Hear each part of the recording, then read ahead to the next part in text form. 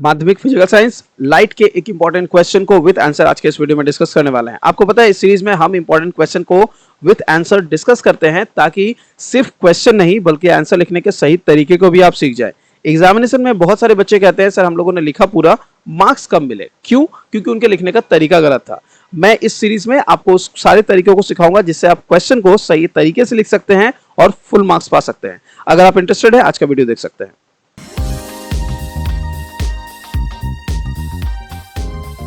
तो चलिए बच्चों, हम आगे अपने स्क्रीन पर देखते हैं आज का क्वेश्चन क्या है और फिर उसके आंसर को समझेंगे। तो आज का क्वेश्चन जो है बड़ा ही सिंपल सा स्ट्रेट फॉरवर्ड सा क्वेश्चन है कि अर्थ से sky appear blue during day time. आपने नोटिस किया है कि अर्थ का जो स्काई है वो हमें ब्लू दिखाई पड़ता है, ठीक है। ऐसा क्यों है कि डे टाइम में वो जो स्काई है वो हमें ब्लू दिखता है? आज हम इसी क्वेश्चन के आंसर को अच्छे से समझने वाले हैं। तो अगर इस क्वेश्चन को कोई आपसे पूछे तो इसका सही आंसर है स्कैटरिंग ऑफ लाइट। कौन सा फेनोमेना है जिसके बेसिस पर यह होता है? तो यह है स्कैटरिंग ऑफ लाइट। लाइट जब स्कैटर करता है तो स्कैटर्ड लाइट में ब्लू लाइट सबसे ज्यादा विजिबल है, उसकी विजिबिलिटी सबसे हाई है क्योंकि उसका जो वेवलेंथ है वो सबसे स्मॉल है।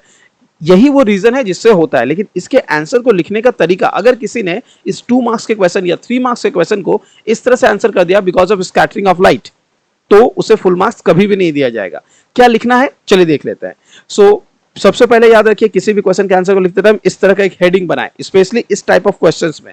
तो आपने एक हेडिंग दिया the reason why colour of the sky appears blue, ठीक है। इसके बाद आपने लिखा when sunlight passes through the atmosphere it is scattered by the molecules of the gases, water drops, dust particles etcetera. आपने बताया क्या हुआ कि ये जो स्कैटरिंग हो रही है वो किनके वजह से हो रही है, ठीक है। आपने सिर्फ ये नहीं किया कि स्कैटरिंग ऑफ लाइट को इसका एक रीजन बता दिया, बल्कि स्कैटरिंग का रीजन क्या है पहले आपने वो समझाया।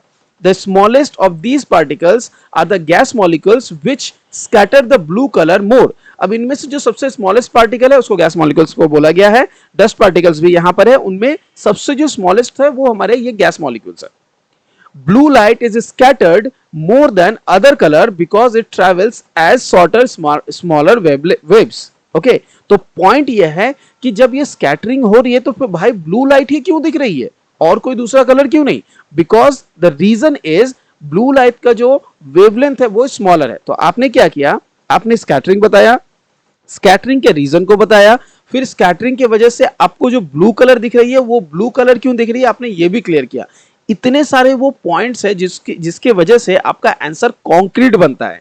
This means that when we look up the sky we see the blue light then any other colour making the sky appear to be blue, but basically वो ब्लू नहीं है क्योंकि हमें पता है एटमॉस्फेयर के ऊपर सारी चीजें ब्लैंक है तो वहां पर सिर्फ ब्लैक है। तो फिर हमें ब्लू क्यों दिखता है ये आंसर आपको समझ आ गया होगा।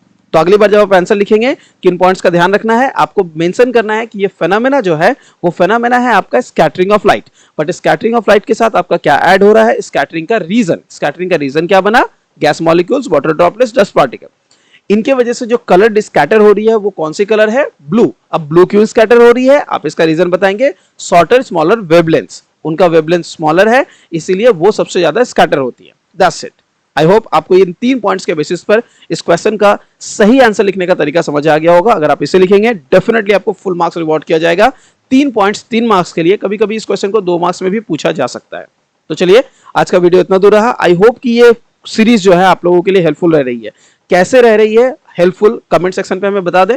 अगर इस तरह की वीडियो सीरीज आपको पसंद आ रही है तो ऑब्वियस सी बात है चैनल को सब्सक्राइब कर ले ताकि रोज आपको इस तरह के वीडियोस मिलते रहें और आप हर दिन इस तरह के एक क्वेश्चन के आंसर को एटलीस्ट पढ़कर जान जाए। अब मैं ये तो नहीं कह सकता कि आज ही एक ही दिन में मैं सारे वीडियोस सारे क्वेश्चंस को बना दूंगा, लेकिन जितने जल्दी हो सके, जितने फ्रीक्वेंटली हो सके मैं आप लोगों के लिए क्वेश्चन विद आंसर लेकर आता रहूंगा। तो चलिए आज का वीडियो इतना दूर, मिलते हैं अगले वीडियो में। Till then do take care.